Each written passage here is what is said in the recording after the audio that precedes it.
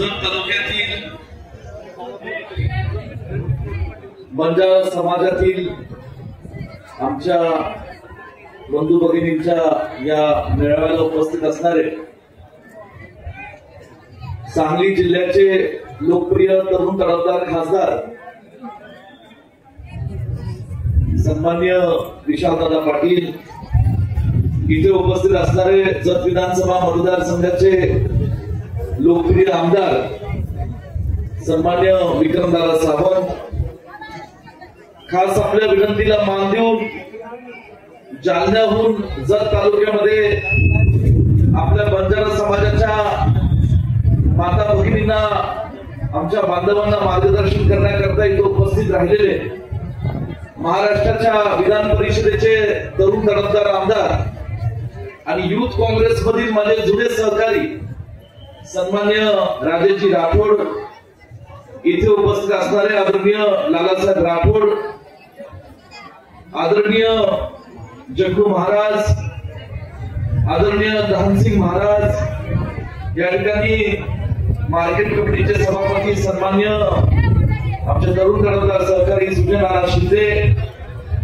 तालुका काँग्रेस कमिटीचे अध्यक्ष आदरणीय बाबासाहेब काठ्या, माजी जिल्हा परिषदचे सदस्य आदरणीय महादेवजी पाटील, बीसीसी बँकेचे नवसंचालक आदरणीय रामजी सरगर, या ठिकाणी उपस्थित असणारे आदरणीय बाबासाहेब माळी, आदरणीय बसवराज बिरादार, आदरणीय बिराप्पा शिंदे, या ठिकाणी आमचे तरुण तडफदार सहकारी जत शहराचे सन्माननीय भूपेंद्रजी कांबळे, आदरणीय बिराप्पा माळी, या ठिकाणी उपस्थित असणारे सन्मान्य मारुतीजी पवार, सौभाग्यवती पवार ताई, या ठिकाणी आदरणीय मोदक साहेब, सन्मान्य निलेश बामणेजी, संजय कुमार सामंतजी, या ठिकाणी डॉक्टर सी.बी.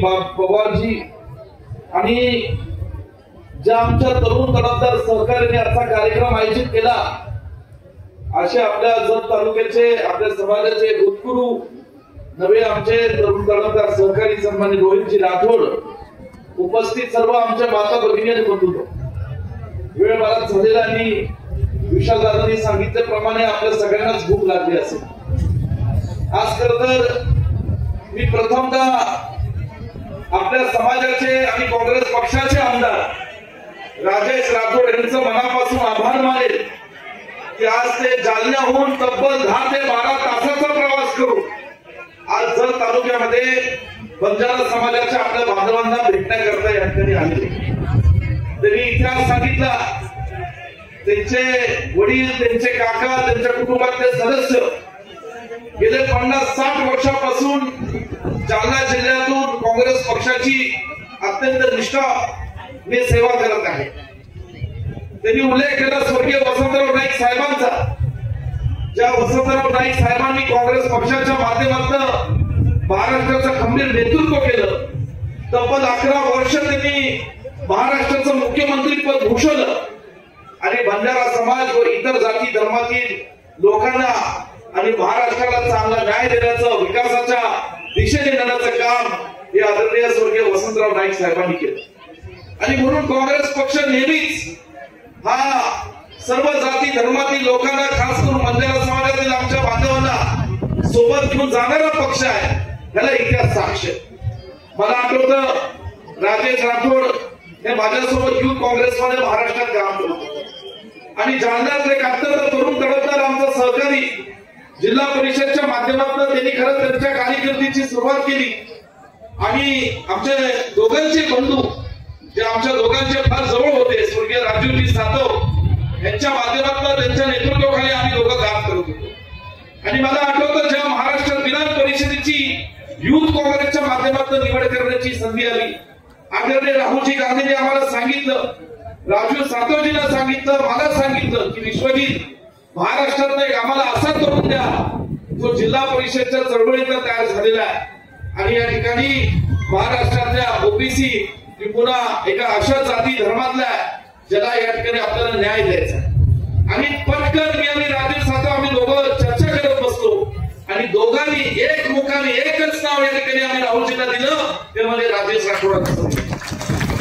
कारण सातत्याने बंजारा समाजामध्ये, जालन्यामध्ये, मराठवाड्यामध्ये अनेक वर्ष काम करत होते आणि अशा आमच्या एका तरुण सहकार्याला विधान परिषदेत काम करण्याची संधी मिळाली. ही खऱ्या अर्थाने आदरणीय राहुलजी गांधी, स्वर्गीय राजेश सातव यांच्या माध्यमातून मिळालं. आज राजेश राठोड यांचा मनाचा मोठेपणा आहे. ते नेहमीच माझा उल्लेख करत असतात. माझे वडील स्वर्गीय पतेरावजी कदम साहेबांचा उल्लेख करत असतात. कारण खरं म्हणायचं तर राजेश राठोडांचे जे आमचे संबंध हे माझ्या वडिलांपासून झाले. ते माझ्या वडिलांकडे औरंगाबादचे पालकमंत्री असताना नेहमी जात होते, राज्याचे मंत्री म्हणून जात होते.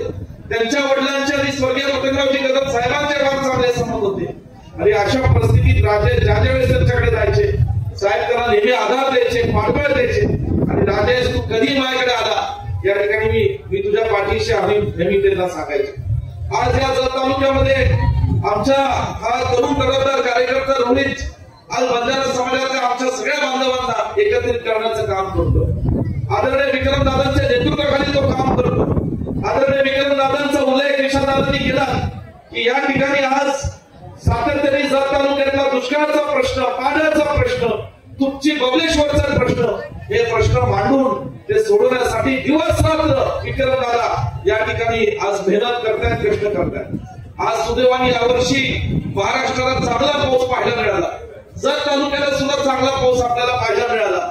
आणि हे कुठेतरी मी असं म्हणेल विक्रमदादा, तुमचा आमदारकीचा पायगुण आहे असं म्हणलं तर चुकीचं ठरणार नाही. पण त्याच्याबरोबर दुर्दैव योग असा झाला की गेल्या या लोकसभेच्या निवडणुकीमध्ये तुमच्या सगळ्यांच्या आशीर्वादाने आज जे आपल्याला मनात हवं होतं ते आपण घडवून दाखवलं. विक्रमदादा काँग्रेस पक्षाचे आमदार झालेच, पण काँग्रेस पक्षाचा आमचा एक तरुण तडफदार युवा नेता विशालदादांच्या माध्यमातून आपण या ठिकाणी आज जिल्ह्यामध्ये खासदार केला आणि आपल्या जिल्ह्यामध्ये त्यांना काम करण्याची, आपल्या लोकांची सेवा करण्याची संधी दिली. खरं विशालदादा, गाडी तुम्ही आता फर्स्ट गिअर मध्ये नाही, दुसऱ्या गिअर मध्ये नाही. आम्हाला असं वाटतं की गेल्या काही दिवसांमध्ये लोकसभेची तुमची भाषणं चालू आहे, ती जी का आम्ही पाहतोय, ऐकतोय, असं वाटतं पहिल्या गिअरपासून डायरेक्ट तुम्ही चौथ्या गिअर मध्ये गाडी टाकलेली आणि अत्यंत वेगाने आज तुम्ही सुद्धा या ठिकाणी सांगली जिल्ह्यातल्या लोकांचे प्रश्न हे तुम्ही मांडत आहात. पण सांगली जिल्ह्यामध्ये सांगली शहर येतं, ग्रामीण भाग येतो, सगळे प्रश्न तुम्ही मांडाल. पण जत तालुक्याला यापुढे सर्वात प्राधान्य द्यावं अशी माझी तुम्हाला विनंती आहे. आम्ही सदर तालुक्यातला आमचा भाग आहे, सुदैवाने तिथं कारखानदारी आहे, शिक्षण संस्था आहेत, तिथं ऊसाचं पीक आहे.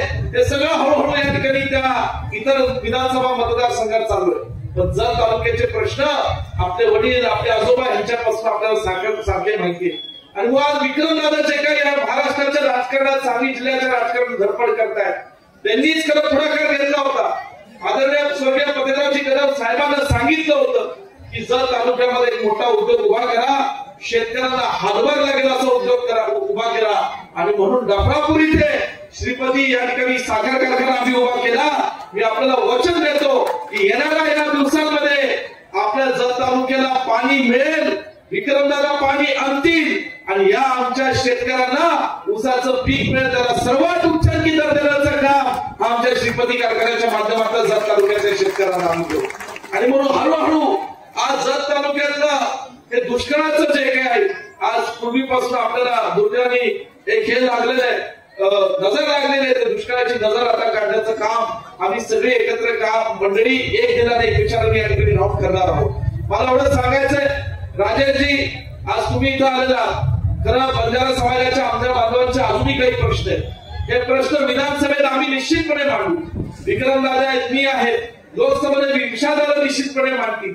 आणि येणाऱ्या विधानसभेच्या नंतर मला आपल्याला सांगायचं आहे की महाराष्ट्राचा 2 वेळा अध्यक्ष राहिलो, महाराष्ट्रात अनेकदा फिरून काढला. या लोकसभेनंतर महाविकास आघाडीचं सरकार या ठिकाणी महाराष्ट्रामध्ये येणार आहे, एवढं निश्चितपणे तुम्हाला मी सांगतो. आणि अशा परिस्थितीत ज्या सरकार आपलं येणार आहे, काँग्रेस पक्षाचं सरकार येणार आहे, त्यावेळेस आपल्या विचाराचा, आपल्या हक्काचा, आपले प्रश्न समजून घेणारा, आपल्या सुखदुःखामध्ये राहणारा असा विक्रमदादा सावंतांचा आमदार पुन्हा एकदा आपल्या विधानसभेमध्ये पाहिजे.